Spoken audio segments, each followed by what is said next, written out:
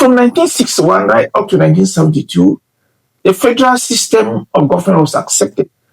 But it is very important to understand that in this system of government, the Francophones maintained their identity. Federalism meant creating space, some space for Anglophones to protect their political culture, to protect the system of local governments, up to a particular point that the Francophones tolerated.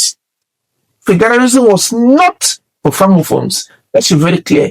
And the Francophones were never federal at any stage.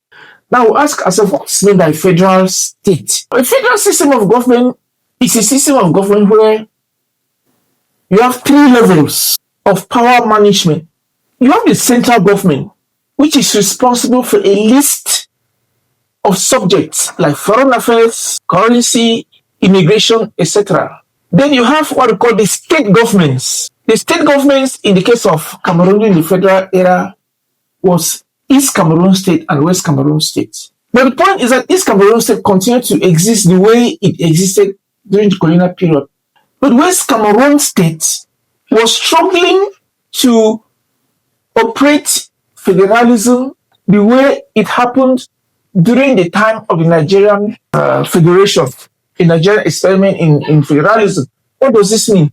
It means that the Anglophones wanted that there should be a central government, but there should be power sharing with the state of West Cameroon. They wanted that the state of West Cameroon should be supreme in education, should be supreme in local government, should be supreme in the judicial system, etc., etc.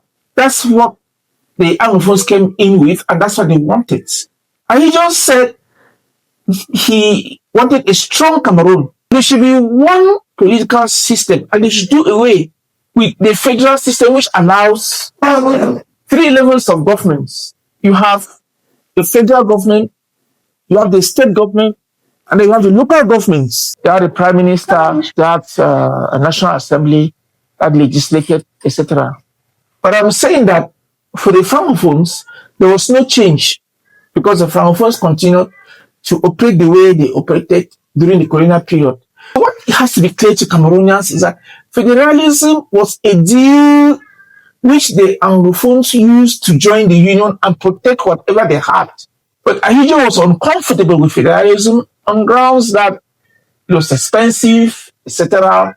But the bottom line was that Ahidjo wanted to assimilate the Anglophones in a larger political framework.